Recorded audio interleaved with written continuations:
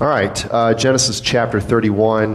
We're going to look at the whole chapter, but I'm going to, as I said, we're going to look at it in chunks. I've got 3 points in the outline tonight this is really kind of a continuation of what we saw last time. Jacob gets to the point in his time there in Paddan Aram where he is ready to go home. He has worked 7 years for Leah, and then 7 years for Rachel. He has his 11 or 12 children, including Dinah, his daughter, and now he's ready to go home. If you remember last time, Laban and Jacob kind of haggle, and they make a deal. Of course, Laban doesn't want to lose Jacob because he recognizes that Jacob, because of Jacob's presence, God has blessed him, and his flocks have grown, and his wealth has increased. So he almost begs Jacob to stay. He says, name your wages. Twice he says, name your wages. And Jacob, maybe perhaps learning his lesson from Uncle Laban, knowing that he can't trust him very well, says, well, I don't trust anything that you would give me. How about we do this? How about I work for sheep? Okay, I will tend your flocks for I'll tend your flocks for a while, and then I will name my wages. My wages will basically be the spotted, speckled, and striped, sheep and goats. Now, that sounds like a great deal to Laban because, for the most part, sheep are mostly what color?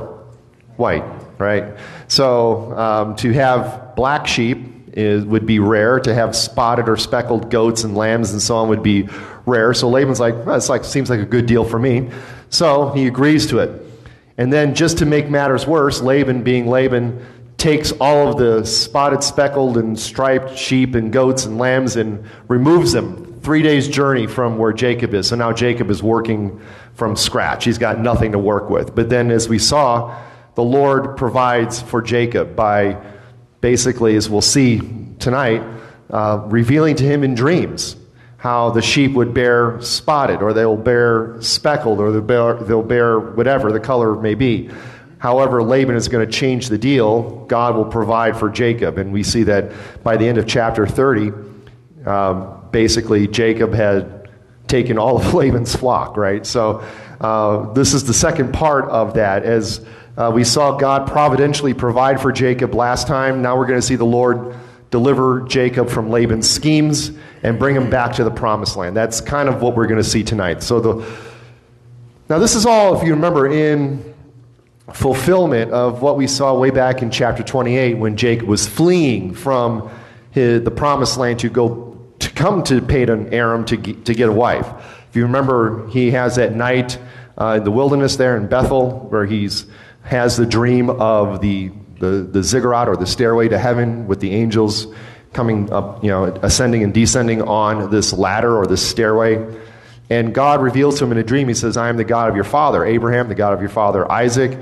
He says that I will be with you wherever you go. And he says, and I will bring you back to this land when I have finished everything that I wanted to do with you. So there's that promise that God makes to Jacob.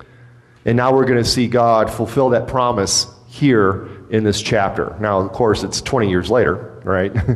7 years for Leah, 7 years for Rachel, 6 years for the flocks. So that's what we're going to see tonight. So let's look first at verses 1 through 21. You've got 3 points here. Jacob flees, Laban pursues, and then Laban and Jacob make a covenant. Those are the 3 sections here in this chapter. So starting in verse 1 of chapter 31, now Jacob heard the words of Laban's sons, saying, Jacob has taken away all that was our father's, and from what was our father's he has acquired all his wealth. And Jacob saw the countenance of Laban, and indeed it was not favorable toward him as before. Then the Lord said to Jacob, return to the land of your fathers and to your family, and I will be with you. So Jacob sent and called Rachel and Leah to the field, to his flock, and said to them, I see your father's countenance, that it is not favorable toward me as before. But the God of my father has been with me. And you know that with all my might I have served your father. Yet your father has deceived me and changed my wages 10 times. But God did not allow him to hurt me. If he said thus, the speckled shall be your wages, then all the flocks bore speckled. And if he said thus, the streaked shall be your wages, then all the flocks bore streaked. So God has taken away the livestock of your father and given them to me. And it happened at that time, when the flocks conceived, that I lifted my eyes and saw in a dream, and behold, the rams which leaped upon the flocks were streaked, speckled, and gray spotted. Then the angel of God spoke to me in a dream, saying, Jacob. And I said, Here I am. And he said, Lift your eyes now and see. All the rams which leap on the flocks are streaked, speckled, and gray spotted. For I have seen all that Laban is doing to you. I am the God of Bethel, where you anointed the pillar, and where you made a vow to me. Now arise, get out of this land, and return to the land of your family. Then Rachel and Leah answered and said to him, Is there still any portion or inheritance for us in our father's house? Are we not considered strangers by him? For he has sold us also completely consumed our money. For all these riches which God had taken from our father are really ours and our children's. Now then, whatever God has said to you, do it. Then Jacob rose and set his sons and his wives on camels, and he carried away all his livestock and all his possessions which he had gained, his acquired livestock which he had gained in Paddan Aram, to go to his father Isaac in the land of Canaan. Now Laban had gone to shear his sheep, and Rachel had stolen the household gods, or idols, that were her father's. And Jacob stole away, unknown to Laban the Syrian, in that he did not tell him that he intended to flee. So he fled with all that he had. He arose and crossed the river and headed toward the mountains of Gilead. Okay. So it's a longer section there. It's a long chapter, but it shouldn't take terribly long. So our passage begins again where we left off at the end of chapter 30, but now 6 years have passed. So at the end of chapter 30, Jacob had been working and slaving and laboring for Laban, his father-in-law, his uncle father-in-law, one of those weird relationships, right? His uncle father-in-law, and had gained his entire flock. So now 6 years have passed. And now it's a total of 20 years that Jacob has been here, right? 14 years for the two wives, 6 years for the flocks of Laban. And the Lord here, what we see is the Lord, despite Jacob's laundry list of character flaws, and he's got a laundry list of character flaws, right? Jacob is a deceiver. Jacob, at this point in time, we're still not quite sure yet if Jacob is fully committed to the Lord. He is a liar, he is a cheater, and all these things. And despite this laundry list of character flaws, the Lord here has been faithful to Jacob, keeping his promises to him, right? To be wherever he went and prospered his hand despite Jacob's flaws. And let's not miss that, because what we see here is God being gracious despite Jacob's sin, because of the promise that he made to Abraham, the promise that he made to Isaac, and the promise that he made to Jacob himself. Now, as all this is going on, as Jacob his flocks are growing, his flocks are getting stronger, Laban's flocks are dwindling and they're getting weaker.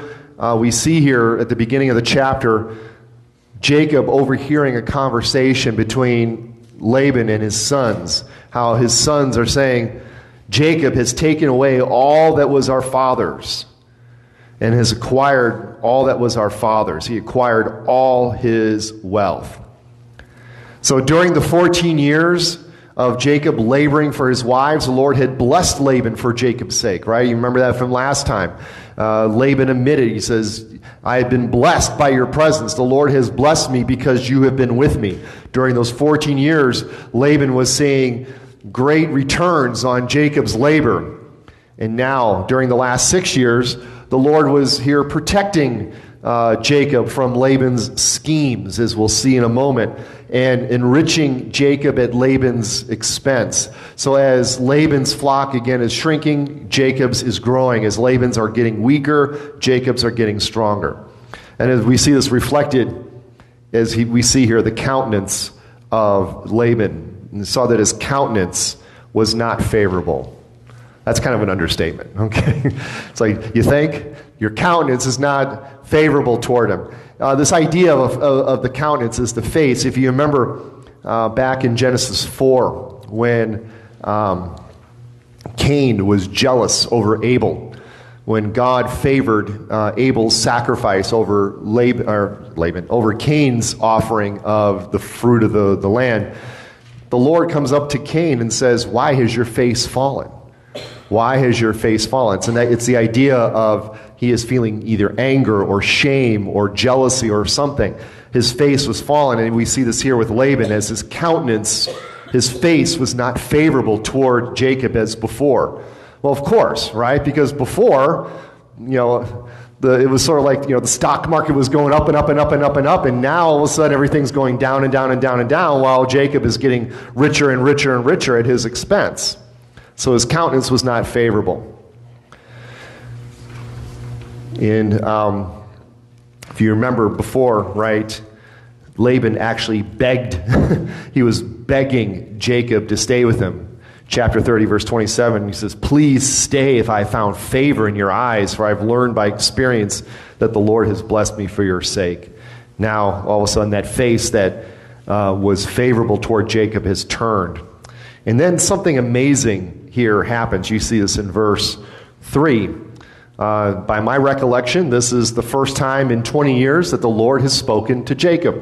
He spoke to him 20 years earlier in Genesis 28 when he was out in the wilderness on his way to Paddan Aram with nothing in his hand except his staff and his cloak.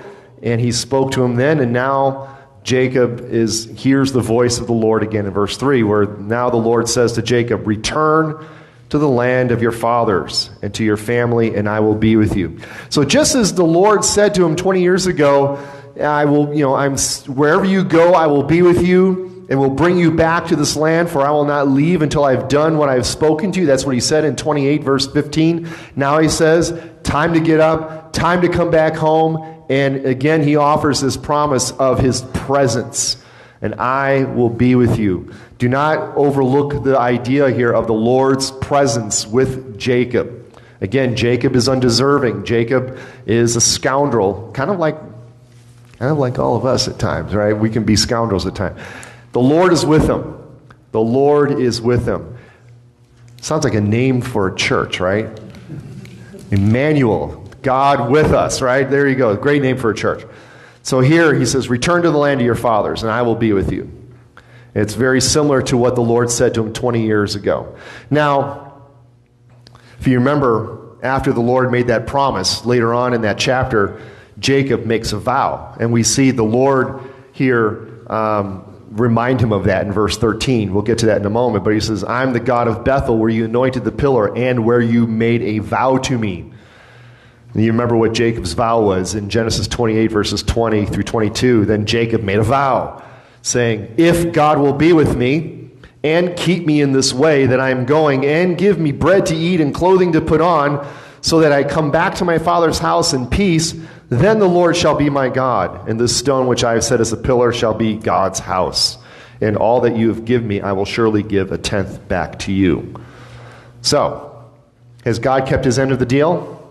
I think so, right? He has given him more than enough bread to eat. He's given him more than enough wives, of course, too, right?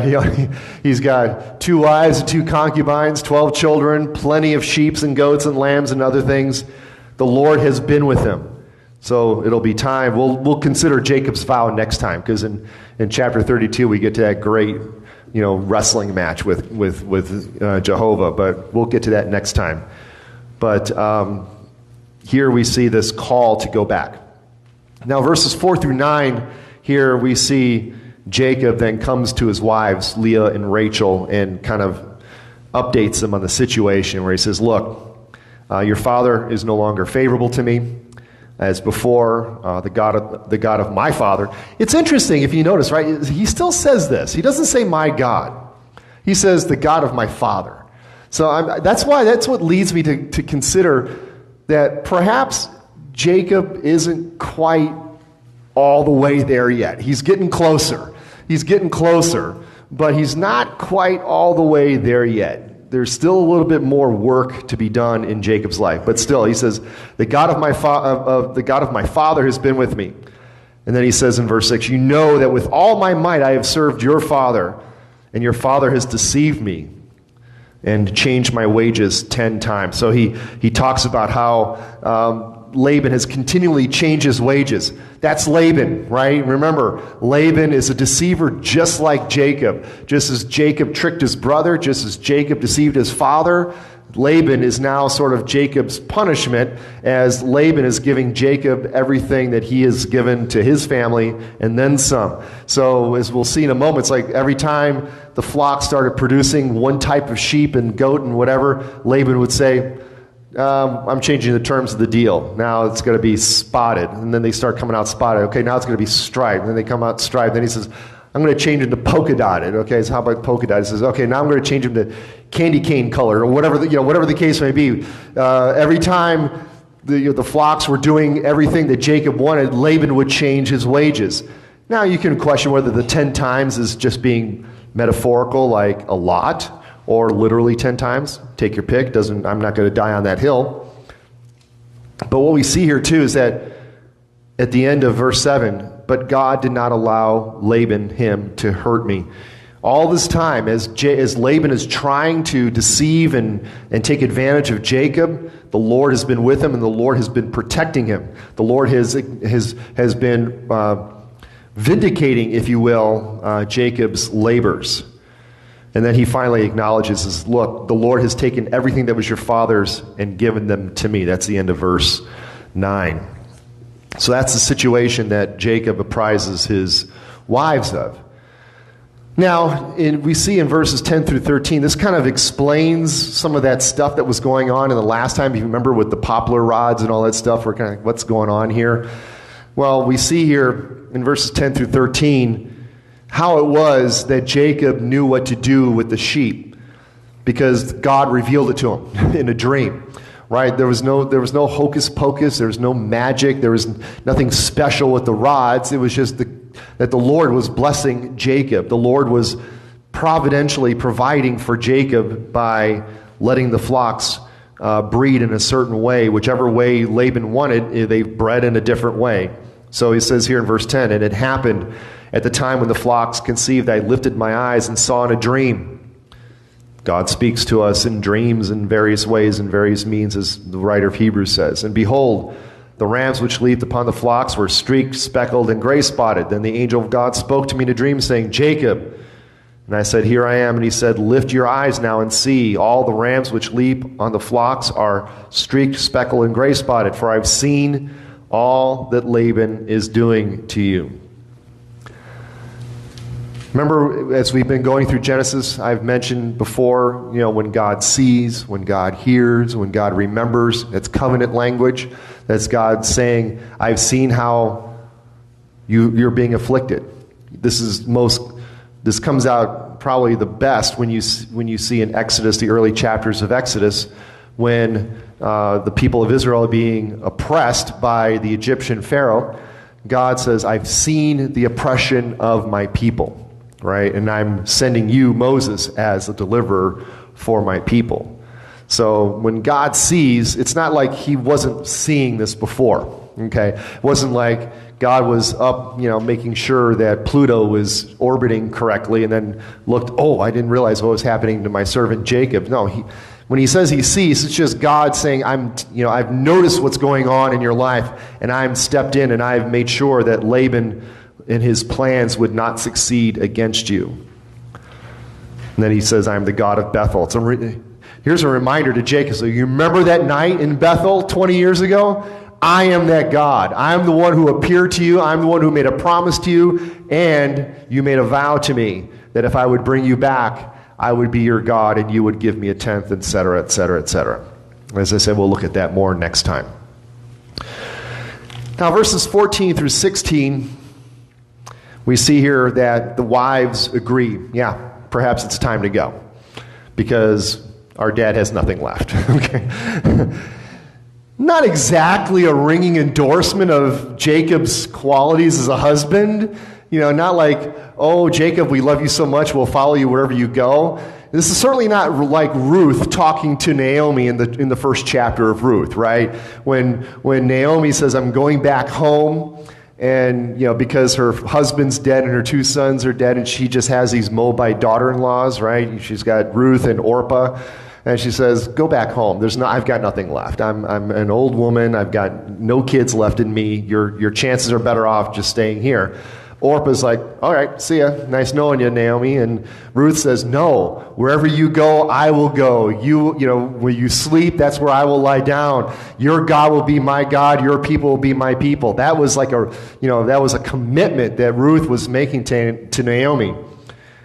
Not quite so much with Leah and Rachel. They're just like, well, our prospects here aren't looking too good because Jacob has everything that was our father's anyway, so we might as well say, yes, let's follow you. We'll go wherever you go.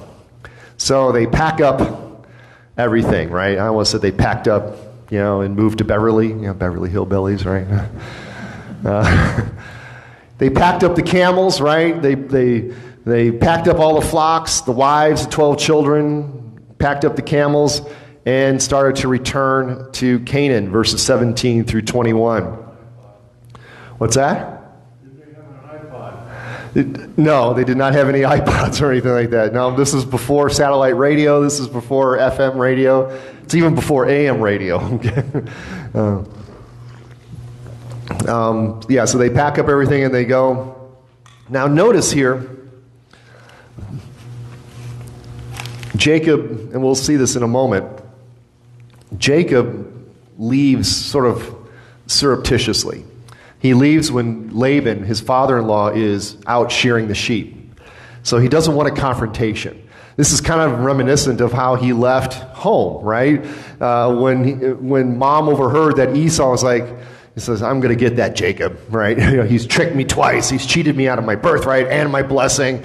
When I'm going to wait until Isaac dies, and then when father dies, I'm going to get him. And Rebekah's like, I overheard what Esau's planning. You need to leave now, Jacob. So Jacob's like, he's gone, right? He leaves in the middle of the night. Well, it's kind of the same thing here.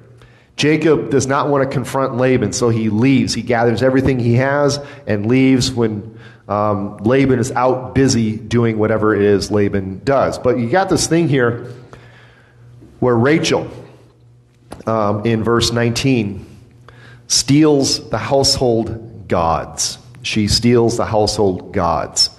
So it's not enough that they leave without saying anything to Laban, but Rachel takes these little, in the Hebrew the word is teraphim. They're just like little statuettes, little figurines of representing pagan gods, their idols, their images, which is interesting. And this is going to play a little bit more later on in the story. But it's interesting because if you remember, when Isaac came to get Rebekah, this is the same place, right? Laban is Rebekah's brother. And Isaac came, Isaac didn't come. Abraham's servant came looking for a wife for Isaac. And when the question was put to Rebekah, she agreed to go with the servant, and she basically left everything behind, right? She didn't bring anything of the old country back home with her. Well, here's Rachel, her niece, I think, if I got the relations right? I think would be niece. Rachel, her niece, can't quite let go of the old family pagan past. She couldn't quite let go of this. She steals these gods. Now we'll get into it a little bit more, but as to why she did it. Perhaps she did it because, if you remember last time, it said that Laban knew by experience that the Lord had blessed him because of Jacob's presence. Other translations say that Laban knew by divination. So perhaps he used these idols in some kind of pagan divination ritual. So maybe she's taking them as sort of like a way to get back at her father. Maybe she's taking them so that her father won't use them to try to track the family, whatever the case may be. She takes the idols. She couldn't let go of her pagan past. Now, as we've been saying all this time, as we get ready to go to the next section, this is Jacob's exile, right? He is away from home. He's away from the promised land. Whenever God's people are away from the promised land, they are in exile. Jacob is in exile. And while God's people are in exile, it's almost always a time of testing. The Lord is working on Jacob and his character. He had promised Jacob a few chapters ago, I will not leave you until I've done what I've spoken to you.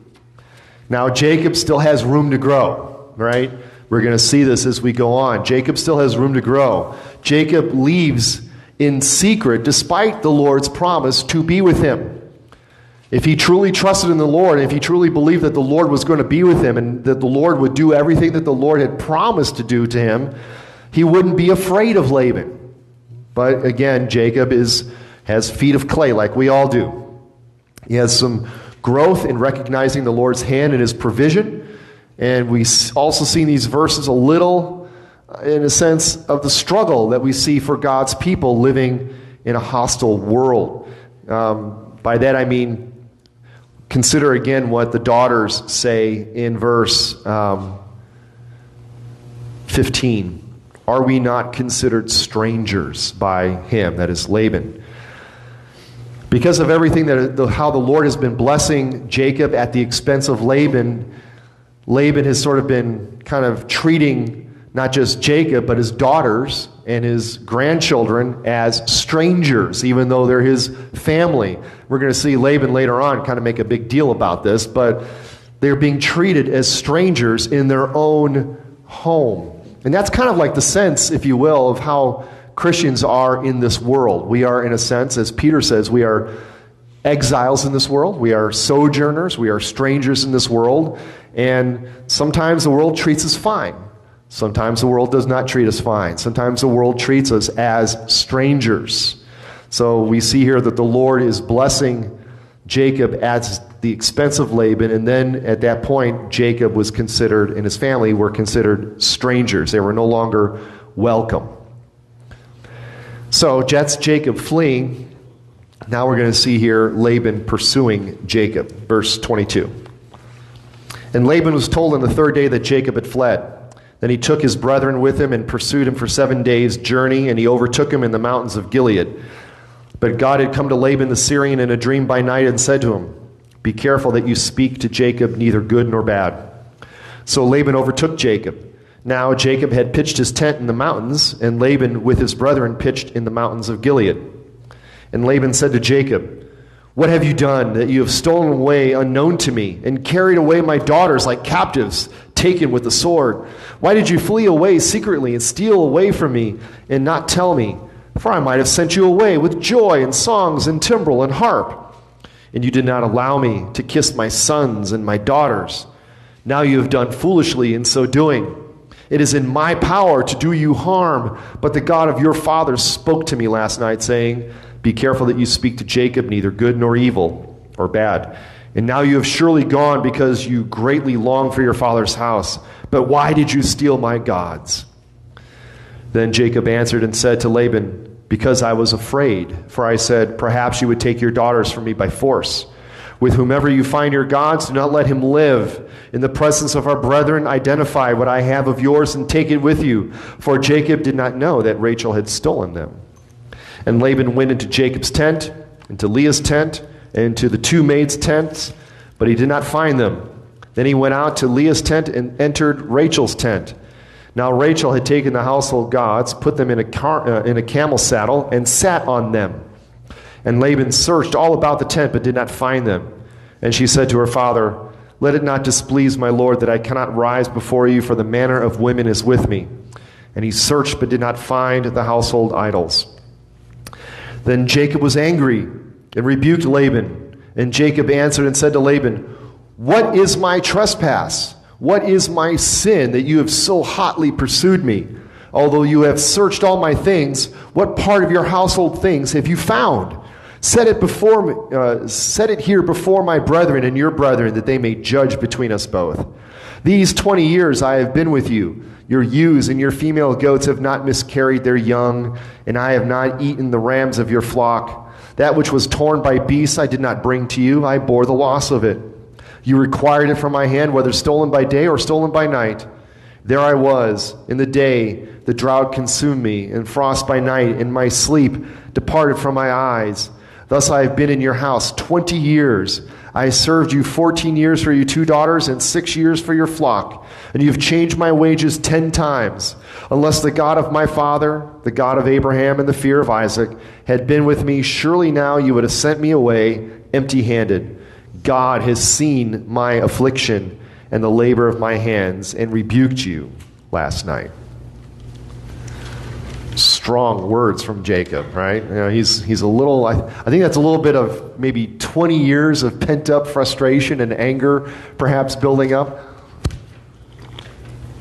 But anyway, so Jacob has fled, and then we see 3 days later, Laban learns of Jacob's deception, leaving covertly. So here Jacob is kind of reverting back to his deceiver ways, right? He leaves in dark, and Laban hears about it.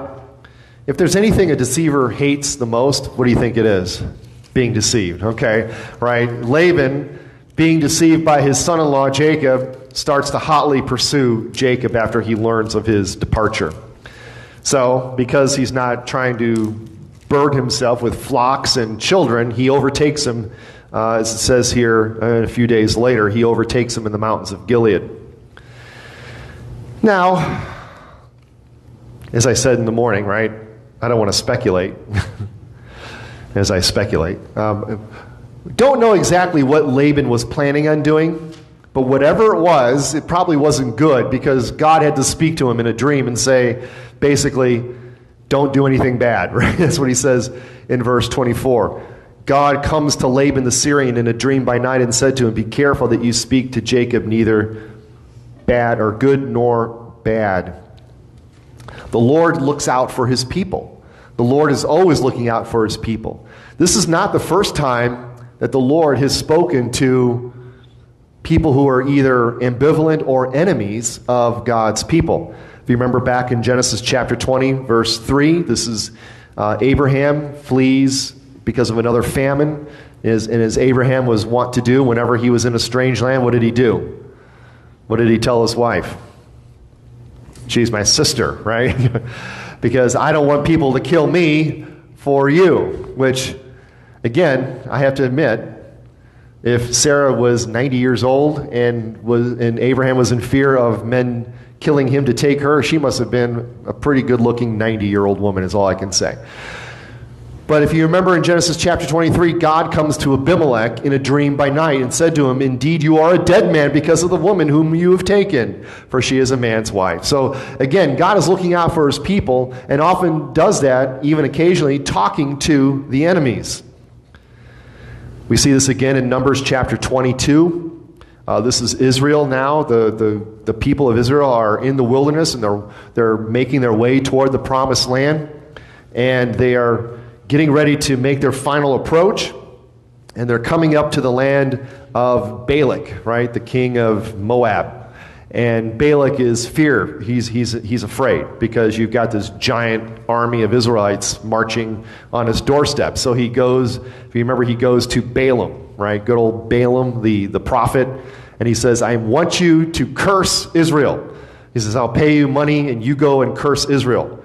And then we read also in Numbers 22, verse 20, God came to Balaam at night and said to him, if the men come to call you, rise and go with them, but only the word which I speak to you, that you shall do. Again, God looking out for his people by speaking to people who are not part of his people, if that makes sense. So, God warns Laban, watch out what you say and do to Jacob. God has got Jacob's back, even though Jacob may not always think that. So Laban confronts him. That's verses 26 through 30. And like any good mother, lays the guilt trip, right? Yeah. How many people have had a guilt trip laid on you by your parents? Just me? The guilt trip, right? What have you done? Why have you stolen away unknown to me and taken my daughters like captives with the sword and take my children and so on? I wanted to kiss them and my daughters and so on and so forth. Now remember what his daughters said just a few verses back. We're like strangers in this man's house, okay? How many people here think that Laban really intended to throw Jacob a goodbye going away party, okay? He did not want to throw Jacob a going away party. He is laying a guilt trip. Then he plays the power game. We see him play the power game in verse 29. It is in my power to do you harm. I guess Laban must feel like he's the aggrieved party somehow. It is in my power to do you harm, but the God of your father spoke to me last night saying, so on and so forth. That kind of reminds me of some schoolyard conversations. I could beat you up if I wanted to, but I'm afraid of your father, or whatever the case may be. He's like, I could do you harm, so he plays the power game. Then he accuses Jacob of stealing from him. Verse 30. Right? And now you've surely gone because of you greatly long for your father's house, but why did you steal my God? So he guilts him, says, I wanted to throw you a party. Then he plays the power game, I could do you harm. And then he says, why have you stolen my household idols, my household gods? Now Jacob's answer, verse 31, not exactly the most faith-filled answer one could give. He answered and said to Laban, because I was afraid. That sounds like what Abraham said. Sounds like what Isaac said. Sounds like what everybody says, right? I was afraid of what you would do. I was afraid. What does Jesus say oftentimes to his disciples? Oh, you of what? Little faith, right? Little faith. He was afraid. His fear overrode his faith in the Lord to be with him wherever he went. He had two promises from the Lord. I will be with you wherever you go. I will bring you back to this land. When he called him earlier in the chapter, he says, it's time to get up and go home. I will be with you. You have a promise from the lips, as it were, of God himself to be with him wherever he went. So Jacob, like his father, like his grandfather, like all of us, suffers from little faith from time to time, right?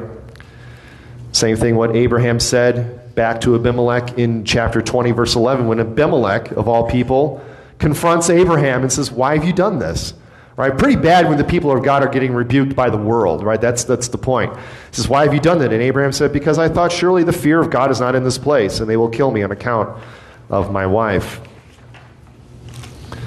Now, unless you think, well, I have little faith too. That's okay. We all have little faith. The good news is that it's not the size of the faith that saves us, right? It doesn't say if you have the faith the size of a mountain, you'll be saved. What does it say? If you have the faith the size of what? A mustard seed. Teeny tiny. You want a teeny tiny little faith. As long as that faith is in the right object, right?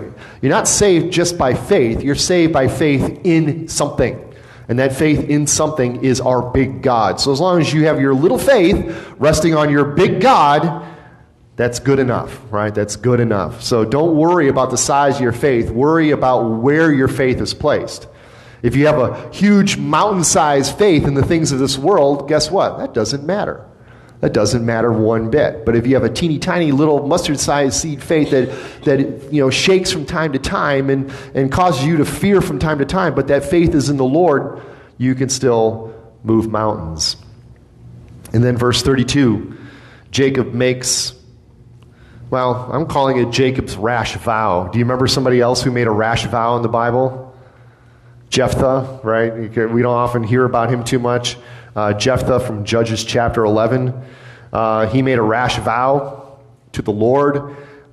In Judges 11, verses 30 and 31, it says, Jephthah made a vow to the Lord and said, if you will indeed deliver the people of Ammon into my hands, then it will be that whatever comes out of the doors of my house to meet me when I return in peace from the people of Ammon shall surely be the Lord's, and I will offer it up as a burnt offering. And then later on, when Jephthah came to his house in Mizpah, there was his daughter coming out to meet him with timbrels and dancing, and she was his only child. Besides her, he had neither son nor daughter. And it came to pass when he saw her that he tore his clothes and said, Alas, my daughter, you have brought me very low. You are among those who trouble me, for I have given my word to the Lord, and I cannot go back on it. That was a rash vow. Okay? Now, that's in the time of the Judges, that's like the Wild West of Israel's history. But Jacob here kind of makes a bit of a rash vow in verse 32, where he says, with whomever you find your gods, do not let him live. Okay? Now, he doesn't know that what Rachel has done. It wasn't like Rachel said, hey, Jacob, by the way, I stole my dad's idols, okay? She doesn't tell him that. So Jacob has no idea. So he makes this vow not knowing that Rachel had done this thing. We'll see this come back maybe later to bite her on the behind. So then as he says, go ahead, look, Jacob says, go ahead, search. If wherever you find it, then, in other words, he thinks he's innocent, and he truly does believe he's innocent. He says, go ahead and look. So Laban begins to look. He starts in Jacob's tent, Leah's tent, the maids, and then finally gets to Rachel. And when he gets to Rachel's tent, he says, he can't find it. And then Rachel, who had stolen the household gods, put them in a camel bag and was sitting on them. Then she kind of lies to her father, hey, where have we seen this before? Rachel, either she's picked it up from her dad or she's picked it up from her husband or both, right? We got a family of liars here. She lies to her dad and says that the way of women is with her. Do I need to explain this? Sort of like when I would, every now and then when I would go home and when we were still living in Chicago area and go do the shopping, I would not pick up feminine hygiene products in the stores. Like, I am not touching those things. You know that. I wasn't going to touch it. It's like, but your daughter needs them. It's like, then she can get them. Here's my credit card. It's like, now some suggest, most commentators agree that she was probably menstruating. That's the point. Others suggest maybe she may have already at this time been pregnant with Benjamin. Either way, Laban, understandably, does not tell her to get up and rise. Now, I want you to note the humor and the irony that's going on here, okay? What is Laban complaining has been stolen from him? His household idols, okay? What kind of God is worthy of worship that can be stolen? Okay, basically what Rachel's guilty of is God napping. Like instead of kidnapping, you stole the gods. So these gods have been stolen. Now these gods are in a saddlebag, and they're being sat upon by a woman who is on her period. Okay, this is kind of, in a sense, a rebuke against false gods, because if you know the way, Israel's history goes, when they give you the laws in Leviticus about, bodily discharges, what is a woman on her period considered? Unclean, right? She is unclean until she's done, and then you have to wait the 7 days for the purification to be ritually clean. This is not a dirty, clean thing physically. This is a ritual cleanliness. And here she is basically making these household idols unclean by sitting upon them. The point is like all idols, right? These are false gods, and false gods are no gods at all. I love the way it's put in Isaiah, where Isaiah is mocking the false gods, and he says, you worship these false gods. What you do is you got a guy who takes a hunk of wood, and he makes he takes part of it and uses it to cook his meal, and then uses the rest and forms it into an idol. So the very thing that you were using to cook your meal or to build your house or whatever, you're now also bowing down and worshiping to. He says that's foolish. The foolishness of idolatry here. The irony comes in with Jacob's curse, right? Jacob said, whoever has the idols, let that person die. What happens to Rachel a few chapters later? She dies in childbirth, right? Giving birth to Benjamin. So maybe a little irony there in the case that what Jacob said actually came to pass. Well, anyway. So from verses 36 to 42, as I said earlier, we now see, I think this is sort of like 20 years of frustration in Jacob finally coming all out. He proclaims his innocence over the household gods. He recounts his service to Laban for his wages. He lodges his complaint over Laban's deception, changing my wages. And then finally he acknowledges that if the God of his father, the God of Abraham, and interestingly enough, he calls him also the fear of Isaac, if he had not been with him, surely he would have been sent away empty-handed. But he says here, again, God has seen. Take note of that language. God has seen my affliction and rebuked you last night. Okay. Well, finally, verses 43 to 55, we see now this covenant that comes here at the end of the chapter. And Laban answered and said to Jacob, these daughters are my daughters, and these children are my children, and this flock is my flock. All that you see is mine. But what can I do this day to these my daughters, or to their children whom they have borne? Now therefore, come, let us make a covenant, you and I, and let it be a witness between you and me. So Jacob took a stone and set it up as a pillar. Then Jacob said to his brethren, gather stones. And they took stones and made a heap, and they ate there on the heap. Laban called it Jegar Sahadutha, but Jacob called it Galeed. I like that name better, it's shorter. And Laban said, this heap is a witness between you and me this day. Therefore its name was called Galeed. Also Mitzpah, because he said, may the Lord watch between you and me when we are absent from one another.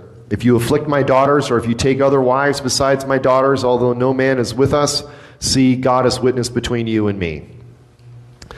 Then Laban said to Jacob, here is this heap, and here is this pillar which I have placed between you and me. This heap is a witness, and this pillar is a witness, that I will not pass beyond this heap to you, and you will not pass beyond this heap and this pillar to me for harm. The God of Abraham, the God of Nahor, and the God of their father judge between us. And Jacob swore by the fear of his father Isaac. Then Jacob offered a sacrifice on the mountain and called his brethren to eat bread. And they ate and stayed all night on the mountain. And early in the morning Laban arose and kissed his sons and daughters and blessed them. Then Laban departed and returned to his place. So the chapter concludes with sort of this kind of awkward parting of the ways between Laban and Jacob as they make a covenant with one another. Now, you know it's not starting well when one of the parties to the covenant begins with an angry tirade.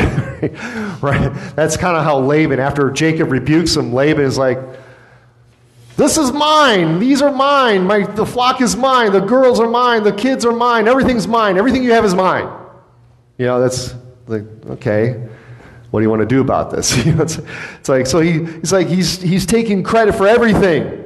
For his fortune, it's like everything you have is mine. And it's another one of these Laban power moves. He's saying, look, everything is mine, but guess what? I'll be gracious to you and I'll let you keep it. I'll let you keep it. That's kind of what he's saying. So they make this covenant. They set up this stone pillar, verses 45 through 47, as a monument, as a covenant that they will make. Now, this is not a covenant between God and one of the patriarchs, right? We've seen this before. We saw it when God calls Abram in Genesis 12. God makes a covenant with him in Genesis 15. When he renews it again with Isaac later on in Genesis 26 or so. This is a covenant between men, right? We've seen this before when Abraham made a covenant with Abimelech, when Isaac, his son, also made a covenant with Abimelech, probably a different Abimelech. It's a covenant between equals, where they agree to live peaceably with each other. And if you remember when we looked at those passages back some months ago, we kind of looked at how, you know, this is kind of plays off on the biblical principle that we see in Romans 12, where Paul says, if at all possible, live at peace with all men. So that's what Abraham was doing. That's what Isaac was doing by making these covenants. And here we see kind of a similar situation. Now, this pillar that they build up, this stone, it's basically a monument that serves as a reminder for this covenant. It's given two names. Now, the two names, it means the same thing. They both mean heap of witness. One is in Aramaic, which is what Laban spoke, being Assyrian, or Laban the Aramean, and Galeed is the Hebrew version of heap of witness. The effect of the covenant was to serve as a witness, as a witness between the two parties of the covenant, that wherever this boundary marker is, one will not cross over to the other, or vice versa, for harm. Okay? This is a parting of the ways between Laban and Jacob. At this point, Laban exits the scene. We will never see him again. Presumably, Jacob and his family never, see that side of the family ever again. And the covenant is ratified in verse 53, where here Laban and Jacob swear this oath. Now Laban, even though now if you have the New King James, you might have the word God there capitalized, God of Abraham, God of Nahor, and the God of their father. Remember, Abraham, what was he before he came to the promised land? He was a pagan, right? He was a pagan. That should be a small g God. We're not talking Yahweh here. We're not talking God. We're talking the pagan gods of this land that Abraham's family worshipped, the household idols in a sense, right? So he says, the God of Abraham, your father, the God of Nahor, my father, and the God of their father, which was Terah, right? And they were all pagans. That's what we see at the end of Joshua. He says, your forefather Abraham was a pagan when God called him to covenant with him. So he swears by his pagan gods.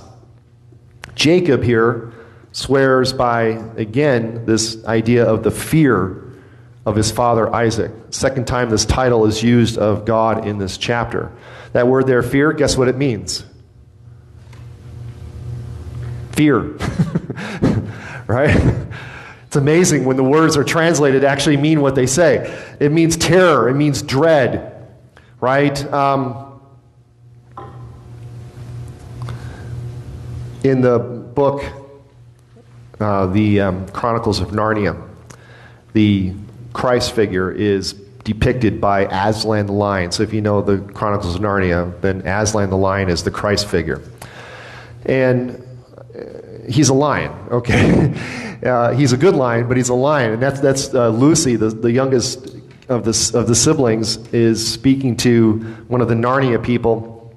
And as Aslan's leaving, and she's sad, and the guy says, well, you have to realize, like, Aslan's not a tame lion. He's still a lion, but he's a good lion. That's the thing, right? When we see here the fear of Isaac, this idea of terror, dread, can God be fearsome?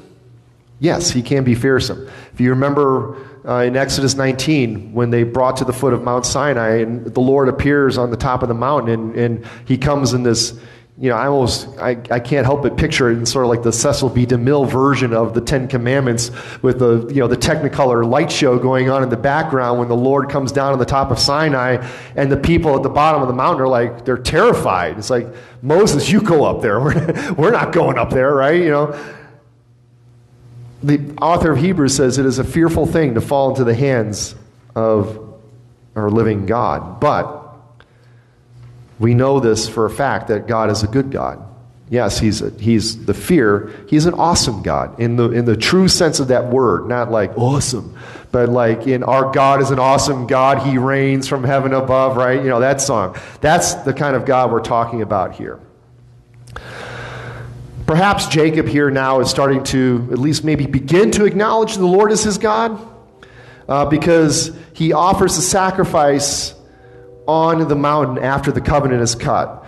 We've seen this before too. When God makes a covenant with his people, the people respond with a sacrifice. Abraham sacrificed, Isaac sacrificed, and here Jacob makes a sacrifice, and they have a kind of a memorial meal as a way to remember this. Now, this parting of the ways is necessary as we start to bring this now to a close. The parting of the ways is necessary. The trials of the past 20 years that Jacob has been going through were meant to mature Jacob's faith and to get him to trust in the Lord. That's the whole point. Laban is of the world. If Laban had not been Laban, it's almost entirely possible that Jacob probably would have just stayed there indefinitely. But because Laban was Laban, Jacob was motivated to go back home to the promised land. Laban is of the world. Now, while God's people are called to live in the world, we are, as John says, not to be of the world, right? We are to be in the world, not of the world. And sometimes God sanctifies us by making a clean break with our pagan past, right? He says, okay, it's time to come home, time to leave this area, time to come back, and let's get back on the program of working this plan of redemption through your family.